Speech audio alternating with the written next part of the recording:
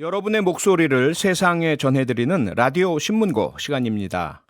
택시를 불러도 잡히지 않는 택시 대란이 계속되면서 하루빨리 해법을 내놓아야 한다는 목소리가 커지고 있는데요. 왜 이런 택시 대란이 생겼고 앞으로 어떤 대책이 필요할지 임봉균 전국 택시노조 사무처장 연결해서 이야기 나눠보겠습니다. 임봉균 사무처장님 안녕하세요. 예, 안녕하십니까. 반갑습니다. 네, 반갑습니다.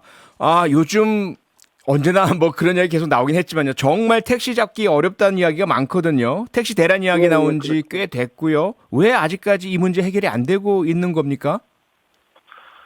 사실 지금 가장 큰 문제는 원인은 간단합니다. 법인 택시 기사가 줄었기 때문이라고 이렇게 보면 되시겠습니다. 법인 택시 기사가 줄었기 때문이다. 아니, 예. 택시 기사분이 줄었다는 게 갑자기 그 어떤 이유가 있어야 줄 텐데 어떤 이유들 때문에 줄었습니까?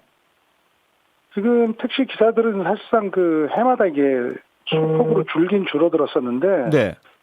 최근 그 높은 기준금과 예. 장시간 근로로 인해 예. 젊은 기사들이 해마다 줄어들고 있는 상황이었고요. 특히 코로나19로 인해 예. 업종으로 옮기는 사람들이 더욱 많아졌죠. 그러니까 일하기가 너무 힘들고 그런데 벌이는 시원치 않고 그래서 떠나시는 분들이 많으시다 이 말씀이잖아요. 예, 그렇습니다. 그러면 택시 기사를 하시던 분들이 떠나서 주로 어떤 일을 새로 하십니까? 지금 이분들이 아시다시피 지금 이분들이 주로 전환을 하는 게 배달 업종이나 그리고 대리운전. 네. 뭐 이분들이 특수 고용 노동자의 길을 선택들을 많이 했죠. 그렇군요. 그러니까 일단은 기본적으로 법인 택시 기사들의 수가 절대적으로 부족하다, 너무 많이 줄었다 이 말씀이신데. 예. 거기에다가 사실 있는 기사님들에 대해서도요. 요즘 이제 승객분들의 말씀은 소위 뭐 말하는 카카오 택시 등의 그 택시와 승객을 연결해주는 플랫폼 앱들이 있지 않습니까? 예. 이것을 아무리 써도 택시가 안 잡히더라. 그런데 기사님들이 수가 부족한 것도 있으시겠지만 콜이더라도 이게 호출을 안 받으신다 이런 얘기가 많거든요. 이게 사실입니까? 예. 그리고 왜 그렇습니까? 그 사실 지금 말씀하신 대로 그대로 이어지고 있는데요. 네. 근데 이제 가장 문제가 되는 건 뭐냐면 이게 그 오랜 기간 택시를 운행하는 사람들의 습성 중 하나가 이 편한 시간대에 이렇게 자유롭게 일하는 게 몸에 배 있어요.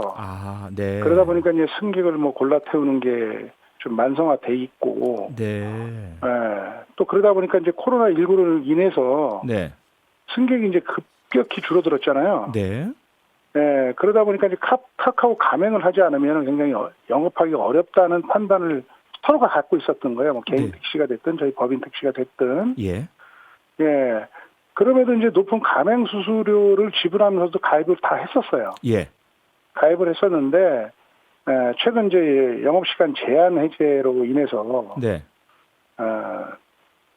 법인 택시 기사들이 뭐 1만 명 이상 줄은 것도 있지만 그로 인해서 호황을 누리고 있는 거는 지금 이제 개인 택시 기사들이 지금 많이 호황을 누리고 있는 거예요. 기사들이 부족해서 법인 택시 기사가 부족하다 보니까 그로 인해서 개인 택시 기사들이 호황을 누리고 있는 거고 그러다 보니까 이제 이분들이 어떤 걸 생각을 하게 되냐면 카카오에서 똥콜만 준다는 생각을 많이 이렇게 갖다 보니까 똥콜이요? 네, 지금 가까운 거리 이제 장거리는 거의 가야 되는데 그런 걸 안 잡고 흔히 말하는 똥콜이라는 표현을 제가 썼습니다. 죄송합니다. 안 끼셨습니다. 네, 그런 분들이 굉장히 늘어난 거예요. 그러다 보니까 이거 안 되겠다. 콜을 아예 꺼버리자. 그래서 이제 콜을 이분들이 끄고 운행을 하는 거예요. 심야 시간대 승객이 많이 아주 몰리잖아요. 그러니까 이 사람들이 끄고 과거에 운행했던 배회 영업을 다시 또 하는 거예요, 이분들이. 배회하시면서 멀리 가시는 손님을 골라 태우시려고. 그렇죠. 골라 태우고 이게 그게 몸에 여태껏 배 있던 거다 보니까 그렇게 하게 되는 거예요. 그래서 이제 호출을 불러도 호출료를 줘도 응대를 안 하는 거예요. 그렇군요. 예. 그러면요, 사무처장님, 어쨌든 이러한 앱이 생기고 서로 간에 가입도 하고 하신 거는 택시 기사님들도 좀 손님하고 연결이 잘 되고 수익을 많이 올리시고 승객분들도 택시 잡기 어려운 현상을 좀 해결하시고 이렇게 서로 조차 윈윈하자는 것을 시작을 한 건데 그럼 그 두 가지 문제 수수료 좀 낮추고요. 그다음에 뭐 소위 말하는 그 똥콜 없애서 좀 골고루 균형 있게 배분될 수 있도록 이거 고치자는 협상은 잘 안 되십니까? 해보셨습니까? 이 카카오하고요? 예. 카카오하고는 저희가 지금 하고 있어요. 이게 예. 그래서 지금 조만간 우리가 상생 협의체를 네.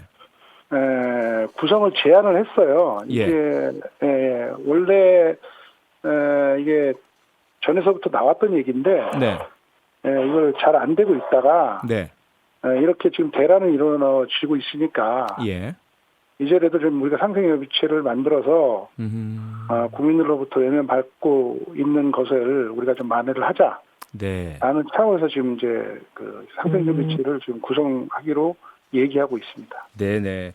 상생협의체 구성 그리고 문제 해결 잘 되기 바라겠고요. 예. 네, 그런 한편에 뭐 계속 나온 이야기이긴 하지만요. 지금의 제도를 좀 바꿔서 우버라는 그 세계적으로 좀 운영되고 있는 공유 그 승객 서비스죠. 이런 모빌리티 네네. 서비스 적극 도입을 해서 택시 부족 문제, 택시 기사 부족 문제 또 해결해야 한다. 또 타다는 그동안 법적 분쟁 속에 상당히 좀 위축되는 문제가 있었고 기사님들의 어떤 승리일까요? 뭐 이렇게 되는 걸로 저희들이 알고 있는데 예, 이런 혁신적이라고 불리는 새로운 모빌리티 서비스에 대해서 어떤 입장이십니까? 사실 그 새로운 건 아니지만요. 뭐 이 국토부가 네. 지금 조금 잘못 생각을 하고 있는 게 네. 지금 타다나 우버 같은 경우가 이게 지금 뭐 대체 수단으로 지금 거론을 하고 있잖아요. 예. 그거는 사실상 어떻게 보면은 저희가 뭐 꼭 과거에 그 유사 업종이기 때문에 이건 퇴출돼야 된다라고 해서 그렇게 투쟁을 했던 것 때문에 그런 건 아니고요. 네.